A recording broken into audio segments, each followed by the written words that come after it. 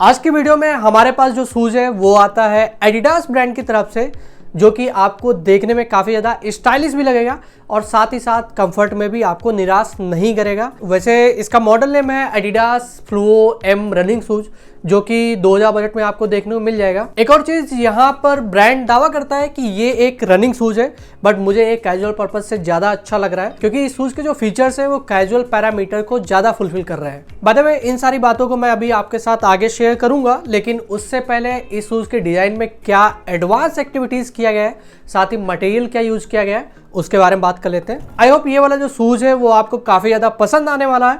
मैं श्योरिटी के साथ इसलिए आपसे बोल रहा हूँ क्योंकि इस शूज को ब्रांड ने काफी ज्यादा सिंपल बनाया है। इसलिए नहीं कि इस शूज का जो वेट है उसको कम किया जा सके, बल्कि इसलिए कि आप किसी भी कैजुअल आउटफिट के साथ इस शूज को वियर कर सकते हैं। इतना ही नहीं, आप किसी भी एज ग्रुप में हो, चाहे आप 18, 20, 25, 35, 40, 45, इन सारे एज ग्रुप में भी आप इस शूज को वियर कर सकते हो। तो मुझे लगता है इस शूज का जो पहला वाव फैक्टर है वो यही है। एनीवे, इस शूज का जो अपर है वो आपको मेश मटेरियल में देखने को मिलेगा। इसके ऊपर जो ये 3 स्टेप देख रहे हैं ब्रांड के आइकॉनिक लोगो, वो फ्यूजिंग प्रोसेस से किए गए हैं। अच्छा, एक और चीज, इस शूज को जरा ध्यान से देखिए, पता नहीं वीडियो में आपको दिख पा रहा है कि नहीं, बट इसकी जो ब्राइटनेस एंड शाइनिंग है वो दोनों देखने को मिल रही, और यही एक ऐसी चीज है जो इंडियन मार्केट के बजट शूज है उसमें मिसिंग रहता है। बाय द वे, टंग के पीछे आपको 2 लेवल देखने को मिल जाएगा जिसपे मेजर डिटेल जो शूज से रिलेटेड होती है वो मेंशन है। आप डिफरेंट ब्रांड जो होते हैं वो डिफरेंट तरीके के लेबल यूज करते हैं, बट जो इन्फॉर्मेशन होती है वो लगभग सेम होती है। अब इस शूज के एंकल कॉलर की जो पैडिंग है उसके बारे में बात कर लेते हैं, क्योंकि ब्रांड ने खासकर पैडिंग पे ध्यान दिया है। वैसे होता क्या है, बेसिक रेंज के जो शूज होते हैं उसमें लाइनिंग कुछ इस तरीके से स्टिच एंड टर्न कर दिया जाता है, बट इस शूज में आपको बाइंडिंग प्रोसेस से देखने को मिलेगा, जो कि कंफर्ट तो आपको प्रोवाइड करेगा ही, साथ ही स्टाइलिश भी लगेगा। एक और चीज, ये वाला जो प्रोसेस है इसकी फिनिशिंग को मेंटेन करना बहुत ही डिफिकल्ट काम है। इसके अलावा इस शूज में जो सोल यूज किया गया है वो आपको फाइलान प्लस रबर मटेरियल में देखने को मिल जाएगा, जो आपको अच्छी ग्रिप के साथ साथ स्टेबिलिटी भी प्रोवाइड करेगा। इसके अलावा आउटसोल में आपको कुछ इस तरीके से पैटर्न देखने को मिलेगा, साथ ही में यहाँ पर एडिडास की भी ब्रांडिंग दी गई है। अब बात कर लेते हैं इस शूज में जो इंसोल यूज किया गया है उसके बारे में। तो ये जो इंसोल है वो काफी ज्यादा लो क्वालिटी का मटेरियल है, और मुझे लगता है कि इस शूज का जो एक ड्रॉबैक है वो यही है, इसकी क्वालिटी कुछ खास नहीं है, इससे आपको कुशनिंग वगैरह देखने को नहीं मिलेगी। इसके अलावा यहाँ पर फैब्रिक लेमिनेट किया गया है जिसके ऊपर आपको एडिडास की ब्रांडिंग देखने को मिल जाएगी। ओवरऑल शूज लुक में कैसा रहा, इसकी मैंने कुछ इमेजेस क्लिक किए, वो मैं आपको शो कर देता हूँ।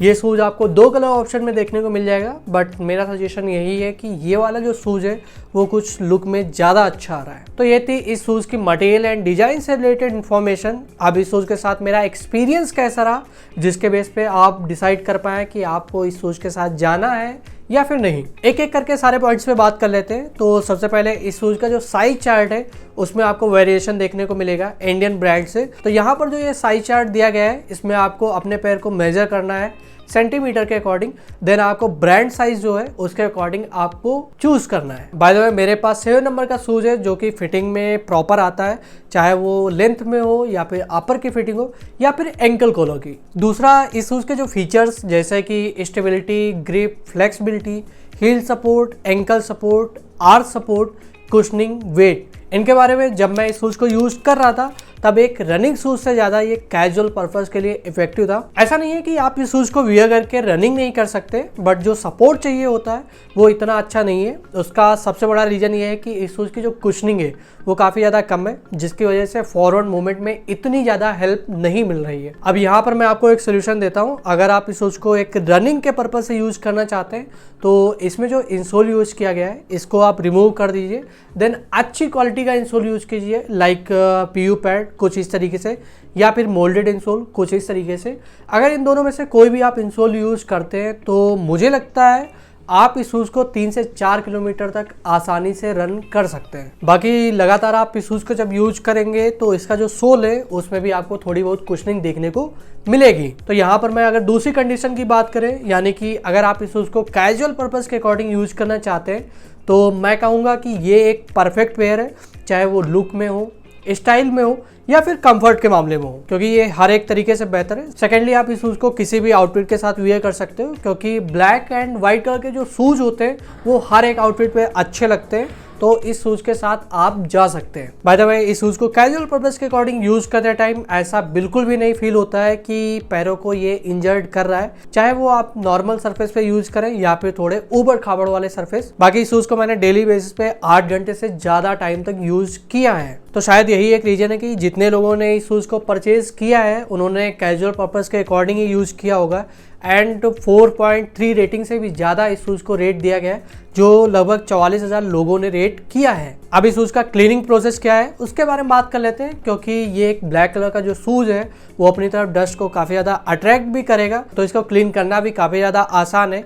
नॉर्मली आप सर्फ का सॉल्वेंट बना के क्लीन कर सकते हैं, या फिर मेरे पास ये वाला जो सॉल्वेंट है इसका भी आप आसानी से यूज करके कुछ इस तरीके से आप क्लीन कर सकते हैं। ये वाला जो मैं आपको प्रोसेस दिखा रहा हूँ, अगर आप इस प्रोसेस को 10 दिन में 2 बार भी यूज करते हैं तो इस शूज की जो ब्राइटनेस और शाइनिंग है वो प्रॉपर तरीके से बनी रहेगी, जिसकी वजह से ये वाला जो शूज है वो 6 से 8 महीने तक नया शूज दिखेगा। तो कुल मिला के इस शूज के साथ जो मेरा एक्सपीरियंस रहा है वो ये है कि रनिंग के पॉइंट ऑफ व्यू से इतना ज़्यादा अच्छा नहीं है, लेकिन अगर आप इस शूज़ को कैजुअली यूज करना चाहते हैं तो 100% आप इस शूज़ के साथ जा सकते हैं।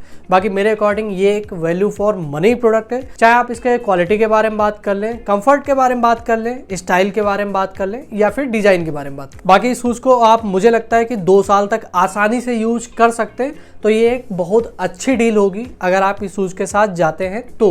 प्रोडक्ट की जो लिंक है वो आपको डिस्क्रिप्शन में मिल जाएगा, आप वहां से चेकआउट कर सकते हैं। मुझे लगता है कि मैंने इस शूज़ से रिलेटेड सारी इन्फॉर्मेशन जो है वो मैंने आपके साथ शेयर कर दिया है, बट अभी भी आपको लगता है कि कुछ पॉइंट मुझसे मिस हो गए तो कमेंट जरूर कीजिएगा, हम उस पर जल्दी से रिवर्ट करेंगे। ये वाली वीडियो जो है वो अगर आपको हेल्पफुल लगी हो तो वीडियो को लाइक कीजिएगा, चैनल को सब्सक्राइब कर रखा है तो दोबारा बटन दबाने की जरूरत नहीं है, क्योंकि आप तो जानते हैं कि हम हर वीक आपके लिए रिव्यू वीडियो लेके आते हैं। तो जाने से पहले अगर आप कोई रनिंग शूज का रिव्यू देखना चाहते हैं तो कुछ टाइम पहले ही मैंने एसिक्स के 2 शूज का रिव्यू किया था, एक जेल कंटेंट प्लस, दूसरा एक्सटेंड, तो दोनों आप यहाँ पर चेकआउट कर सकते हैं।